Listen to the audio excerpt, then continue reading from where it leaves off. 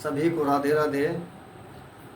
आशा है आप लोग स्वस्थ होंगे, नियमित रूप से अध्ययन कर रहे होंगे। छंद के पहले वीडियो में हमने आपको छंद की परिभाषा बताई और छंद के भेद बताए, छंद के प्रकार बताए। आज हम आपको छंद के भेद बताने जा रहे हैं। हेडिंग डालेंगे छंद के भेद। छंद के भेद। छंद के भेद आपको आज हम बताने जा रहे हैं। तो छंद के भेद आपको बता देंगे। छंद के भेद मुख्यतया जो है, मुख्यतया लिखेंगे प्रमुखतया या मुख्यता या प्रमुखता लिख सकते हो, प्रमुखतया भी लिख सकते हो। भेद हैं दो, प्रमुखतया या मुख्यता। जो विद्वानों ने भेद माने हैं वो दो माने हैं। एक तो मात्रिक छंद, दूसरे हैं वर्णिक छंद। मात्रिक छंद और वर्णिक छंद। मात्रिक छंद, वर्णिक छंद। लेकिन अगर इसके सब भेदों की बात की जाए तो इसके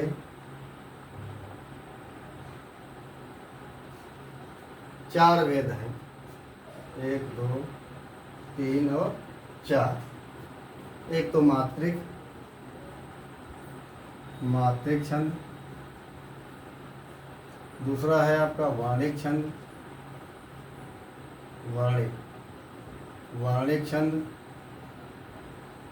तीसरा आपका हो जाएगा उभय छंद,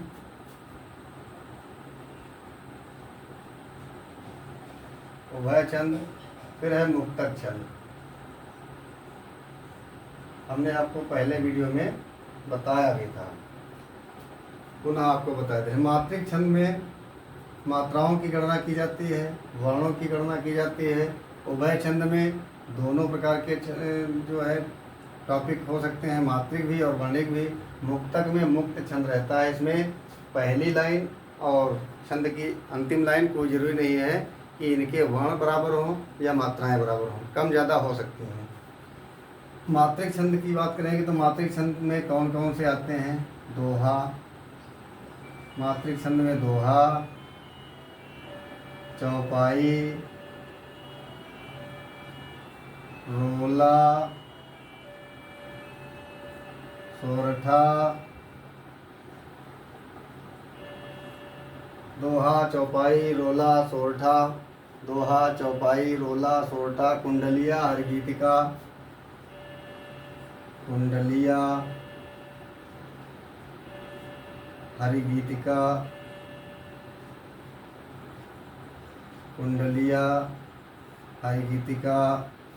हरिगीतिका। छप्पय, उल्लाला,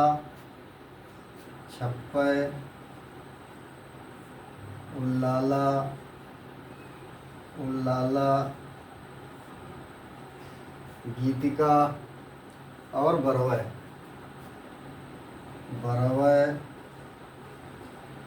गीतिका, बरवय, गीतिका।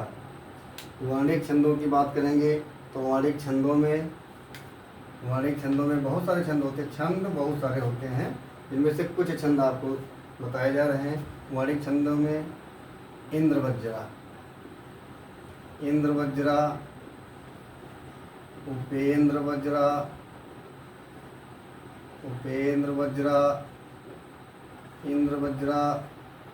वज्रा, सवैया,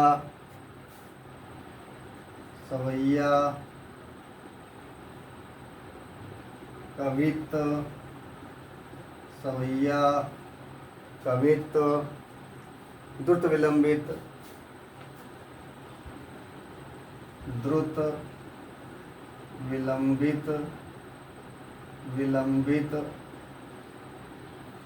मंदाक्रांता,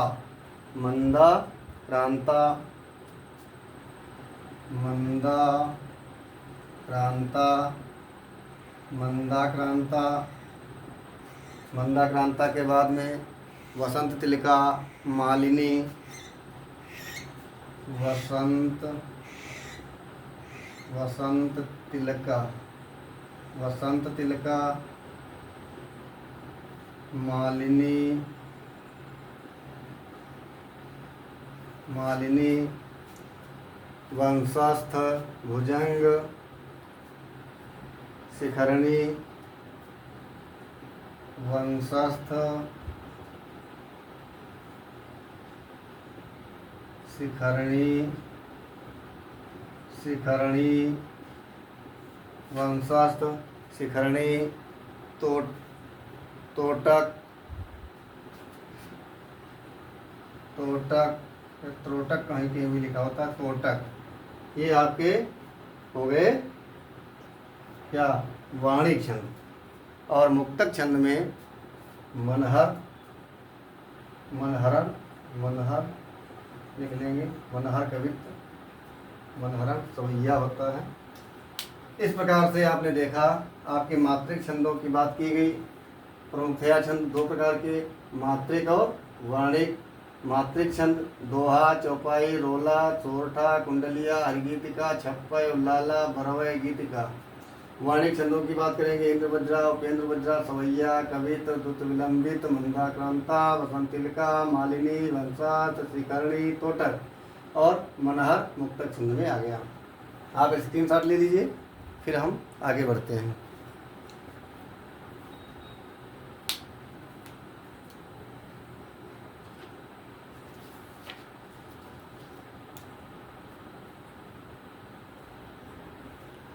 आपने स्क्रीनशॉट ले लिया होगा, मिटा देते हैं।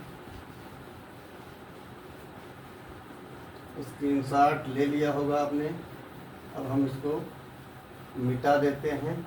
और मिटाने के बाद बढ़ते हैं अपने मात्रिक छंद पर। और मात्रिक छंद में, मात्रिक छंद, और मात्रिक छंद में पहला छंद जो आप पढ़ने वाले हैं वो क्या है, दोहा है। क्या है, दोहा है। दोहा की परिभाषा आप लिखें, लक्षण लिखें। दोहा एक अर्ध सम मात्रिक छंद है। दोहा एक अर्ध सममात्रिक छंद है। इसमें 4 चरण होते हैं। इसमें 4 चरण होते हैं। 4 चरण होते हैं।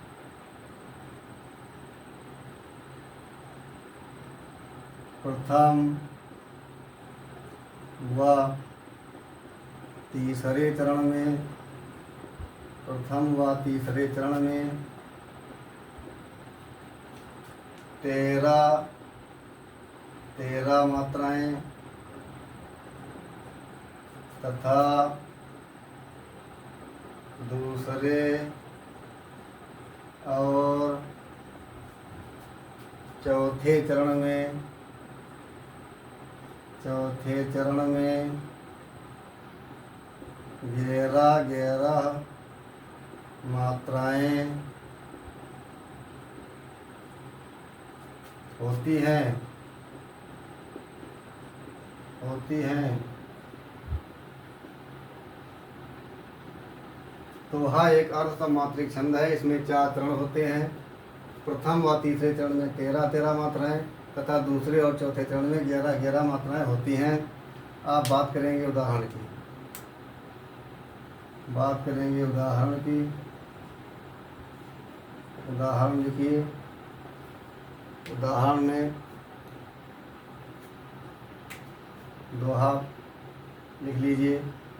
मेरी भव बाधा हरो, मेरी भव बाधा हरो, राधा नागरी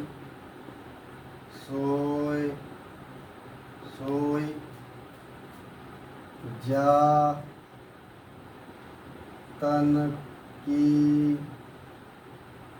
झाई झाई परै परै झाई परै श्याम हरित दुति होय श्याम हरित दुति होय दुति माने चमक श्याम मेरी भव बाधा हरो राधा नागर सोय जा तनु की झाई परे श्याम हरित दुति होय।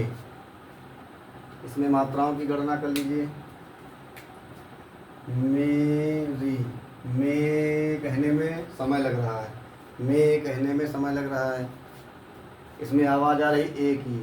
और हमने पहले वीडियो में आपको बताया दीर्घ अक्षर में बड़ा आ, बड़ी ई, बड़ा ऊ, ए, आए, ओ, आओ, ये मात्रा अगर आ जाएंगी तो दीर्घ में परिवर्तन हो जाएगा इनका। में, री, भ, व, भा, धा, ह, रौ। अब आप देखिए, काउंट कर लीजिए। जहाँ दीर्घ की मात्रा होगी दीर्घ का चिन्ह लग जाएगा, जहाँ लघु आवाज़ निकलेगी लघु का चिन्ह लग जाएगा। 2, 2, 4, 2, 6, 2, 8, 2, 10, 2, 12 और 1, 13। ये 13 हो गई। इधर देखेंगे रा, धा, ना, ग, री, सोई। रा पर डबल आवाज़ आ रही है, दीर्घ मात्रा लगेगी। धा पर भी दीर्घ लगेगी। 2, 2, 4, 2, 6, 2, 8, 2, 10, 1, 11। 11 मात्राओं की तुलना हो गई, काउंटिंग हो गई। जा पर डबल रहेगा, ता सिंगल, ना पर सिंगल, की पर डबल, झा ई पर डबल, प रे पर डबल। काउंट करें, गणना कर लें इसकी। 2, 2, 4, 2, 6, 2, 8, 2, 10, 2, 12 और 1, 13। श्याम हरित दुति होई। काउंट करो, गणना कर लो इसकी। 2, 3, 4, 5, 6, 7, 8, तो 10, 1, 11। 11 आधा अक्षर और दूसरा अक्षर, ये इसकी दीर्घ गणना की जाती है। ये दीर्घ है किंतु ये वाला आधा अक्षर मिल करके दीर्घ ही बनाएगा, इसलिए यहाँ पर दीर्घ की मात्रा गिनी जाएगी। आपने देखा कि पहला चरण, ये पहला चरण माना जाता है और ये तीसरा चरण होता है, ये दूसरा चरण है और ये चौथा चरण होता है। यानी कि 4 चरण हैं, पहला, दूसरा, तीसरा और चौथा। हमारी परिभाषा कह रही है कि दोहा एक अर्ध सममात्रिक छंद है। आधा बराबर है इधर का भाग, आधा इधर का भाग बराबर है। सम माने बराबर होता है, आधा भाग इधर का बराबर, आधा भाग इधर का बराबर, इसलिए आधा सममात्रिक हो गया। मात्राओं की बात, पहले तीसरे चरण में 13-13, पहले और तीसरे चरण में 13-13 मात्राएं, दूसरे और चौथे चरण में 11-11 मात्राएं होती हैं। इस प्रकार से दोहा आपका पूर्ण हुआ। आप स्क्रीनशॉट ले लें। दोहा के बाद में हम पढ़ाएंगे सोरठा।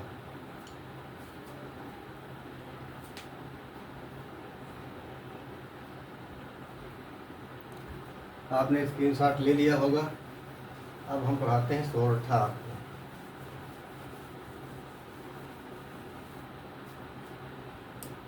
बात करेंगे सोरठा की। सोरठा, सोरठा छंद की बात करेंगे। परिभाषा या लक्षण देख लीजिए।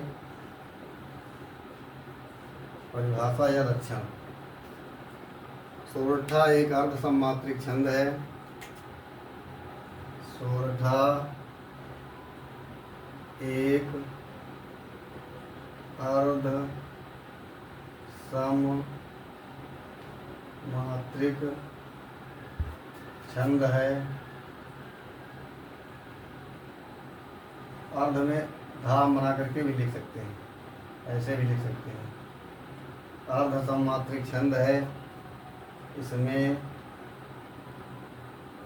4 चरण होते हैं, 4 चरण होते हैं। यह दोहे का उल्टा होता है, दोहे का उल्टा होता है। यह दोहे का उल्टा होता है। उल्टा कैसे होता है? हमारे दोहे में पहले और तीसरे चरण में 11-11 मात्राएं थीं। दूसरे और चौथे चरण में पहले और तीसरे चरण में 13-13 मात्राएं थी। दूसरे और चौथे चरण में 11-11 मात्राएं थी। अब यह क्रम सोरठे में बदल जाता है। पहले और तीसरे चरण में 11-11 मात्राएं होती हैं। दूसरे और चौथे चरण में 13-13 मात्राएं होती हैं। उल्टा होता है। इसके प्रथम व तृतीय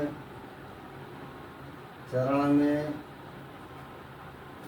11-11 मात्राएं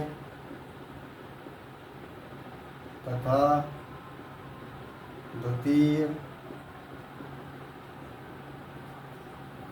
व चतुर्थ चरण में 13-13 मात्राएं होती हैं।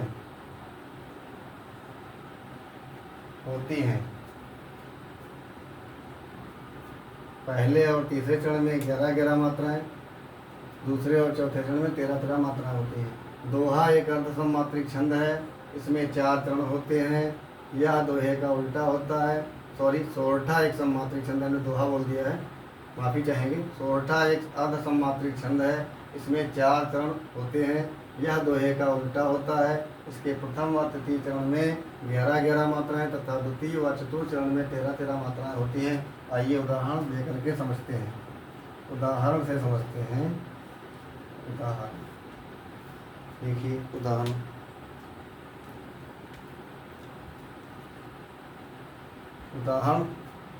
रामचरितमानस का शुभारंभ पहले संस्कृत श्लोक से और उसके बाद में सोरठा फिर चौपाई। तो देखिए,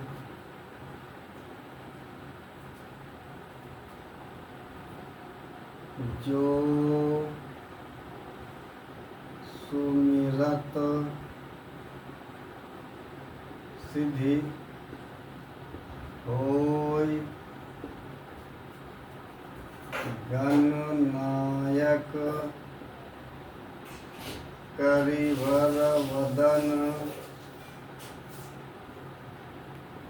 जो सुमिरत सिद्धि होय गणनायक करिवर वदन। करऊ अनुग्रह सोय बुद्धि राशि शुभ गुण सदन। बुद्धि राशि शुभ गुण सदन। आप लोग सोच रहे होंगे कि रास में हमने सा ये वाला बना दिया, शुभ में सा ये वाला बना दिया, जबकि रास में सा सलजम वाली होना चाहिए था और शुभ में भी सलजम वाली सा होना चाहिए था। लेकिन कभी जैसे लिखते हैं, जब हम कोई उदाहरण देते हैं तो हम बिल्कुल उसमें कोई परिवर्तन नहीं करते, वही बिल्कुल उतारते हैं जो उन्होंने लिखा है, उसमें कोई हम परिवर्तन नहीं करते हैं। आइए मात्राओं की गणना करते हैं। मात्राओं की गणना करते हैं। जो पर डबल सु मी र त सी धी ओ ई। एक बार कैलकुलेट करते हैं, इसको गणना कर लीजिए। 2 3 4 5 6 7 8 8 2 10 10 1 11। इसका पहला चरण ये है, दूसरा चरण हो गया, ये आपका तीसरा चरण है और ये चौथा चरण है। तो हम पहले और तीसरे की पहले काउंटिंग कर लें। करऊ अनुग्रह सोई। काउंट करें जरा एक बार। 1 2 3 4 5 6 7 7 2 9 1 10। तो ग्राह पर लगा देंगे हम, डबल कर देंगे, क्योंकि इसमें आधे अक्षर का मिलाप हो रहा है। करऊ अनुग्रह सोई। फिर है दूसरा और चौथा चरण। गणनायक करिवर वदन। बुद्धि राशि शुभ गुण सदन। प्रकाश की व्यवस्था थोड़ा सा कमज़ोर हो गई है, आप लोग हमारी आवाज़ पर ध्यान देंगे। गन 1 2 4 5 6 7 8 9 10 11 12 13, इसमें 13 मात्राएं हो गई। चौथे चरण की बात करेंगे। 1 2 4 5 6 7 8 9 9 3 12 हो गई। तो बुद्धि पर 2 कर देंगे, आपकी अब हो गई 13 बुद्धि। राशि शुभ गुण सदन। इस प्रकार से आपने देखा कि इसके सोरठे के पहले और तीसरे चरण में 11 मात्राएं आई हैं और दूसरे और चौथे चरण में 13 मात्राएं आई हैं। आप लोग स्क्रीनशॉट ले लीजिए, उसके बाद हम आगे बढ़ते हैं। मिलते हैं अगले वीडियो में। अगले वीडियो में आपको शेष मात्रिक छंद पढ़ाए जाएंगे। बने रहिए। निरंतर अध्ययन करने के लिए हमारे चैनल यूनिक हिंदी क्लासेस को सब्सक्राइब करें, अधिक से अधिक शेयर करें, अधिक से अधिक वीडियो देखें, सुने, ताकि आपको याद हो जाए। धन्यवाद। जय हिंद, जय भारत।